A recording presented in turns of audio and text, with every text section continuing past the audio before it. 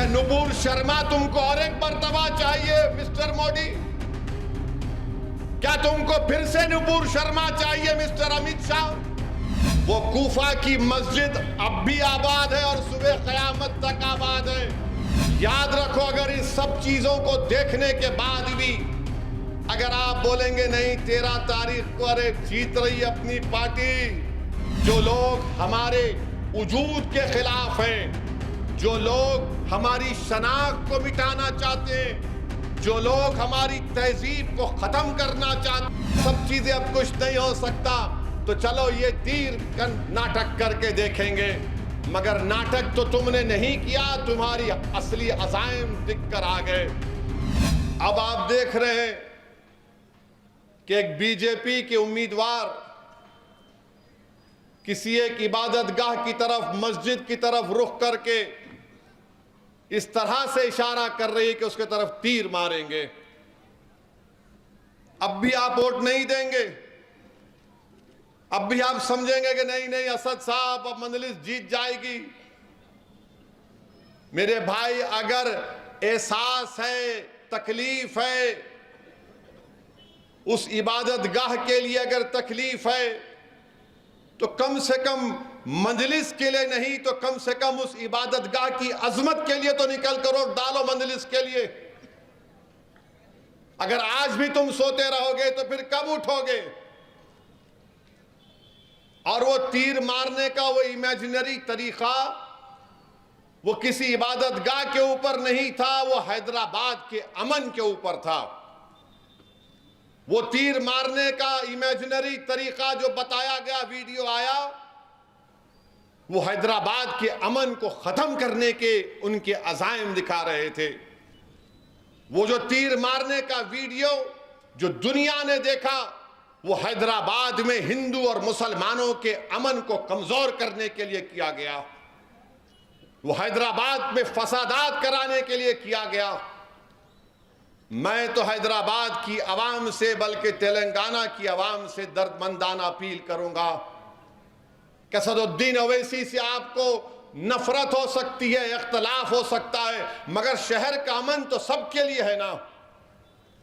अगर हैदराबाद में फसाद होगा तो हैदराबाद की इकॉनमी ऐसी है कि यहां पर 80% लोग अगर रोज घर से निकलकर काम नहीं करेंगे तो उनके घर में चूल्हा नहीं जलता। अगर घर से निकलकर काम नहीं करेंगे तो बच्चों की फीस नहीं दे पाएंगे। तो मैं उम्मीद करता हूं कि हैदराबाद की आवाम उस वीडियो को सामने रखकर 13 मई के दिन उस इबादतगाह को भी देखेंगे और बीजेपी के इस नापाक अज़ाइम को भी देखेंगे। और हैदराबाद के हिंदू मुस्लिम इत्तेहाद को मजबूत बनाने के लिए आप निकलकर मजलिस के हक में वोट देंगे। हैदराबाद में अमन को मजबूत बनाने के लिए, हैदराबाद की इस मोहब्बत को बरकरार रखने के लिए, मेरे अजीज दोस्तों और बुजुर्गों, मेरी इज़्ज़तदार माँ और बहनों, मेरी इस बात को याद रखिए कि जो लोग हमारे वजूद के खिलाफ हैं, जो लोग हमारी शनाख्त को मिटाना चाहते हैं, जो लोग हमारी तहजीब को खत्म करना चाहते हैं, अल्लाह उनके हरकतों से हमको बता रहा है कि देखो ये लोग ऐसे हैं। याद रखो, अगर इस सब चीजों को देखने के बाद भी अगर आप बोलेंगे नहीं 13 तारीख को अरे जीत रही अपनी पार्टी, कोई नहीं हरा सकता, मेरे भाई, तो फिर तुम्हारा वोट तुम नहीं दोगे उन लोगों के खिलाफ जो हमारी शनाख्त को मिटाना चाहते हैं, जो सरजमीन हैदराबाद पर फसाद कराना चाहते हैं। निकलो, वोट एक अमानत है, इस अमानत को इस्तेमाल करो मेरे भाई, और अपनी जमात मजलिस को कामयाब करो। बता दो ऐसी ताकतों को, बीजेपी आरएसएस को, कि तुम लाखों हरकतें कर लो, तुम तीर इमेजिनरी चलाओ या तुम तीर चलाओ, हम तुम्हारे तीर का जवाब मोहब्बत से देंगे। और याद रखो बीजेपी आरएसएस वालों, ये हैदराबाद है, ये कोई वो जगह नहीं है जहां पर तुम्हारे इन हरकतों से हम तुमको पीठ दिखाएंगे। जमहूरी तरीके से बीजेपी के साथ साथ वजीर आजम और आरएसएस के लोगों से हमने मुकाबला किया इस सरजमीन पर।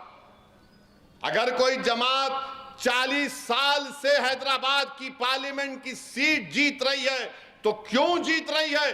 क्योंकि हमने बीजेपी आरएसएस को उनके नापाक अज़ाइम में शिकस्त दी। कैसे दी? आपके इत्तेहाद की वजह से, आपके सियासी शऊर की वजह से। इसको ये चीज इनको पसंद नहीं आती, इसीलिए फ्रस्ट्रेशन में आकर इनको नजर आ गया सब चीजें अब कुछ नहीं हो सकता, तो चलो ये तीर का नाटक करके देखेंगे। मगर नाटक तो तुमने नहीं किया, तुम्हारी असली अज़ाइम दिख कर आ गए। बीजेपी सबक हासिल नहीं कर रही है। 6 दिसंबर उनके लिए क्या काफी नहीं था?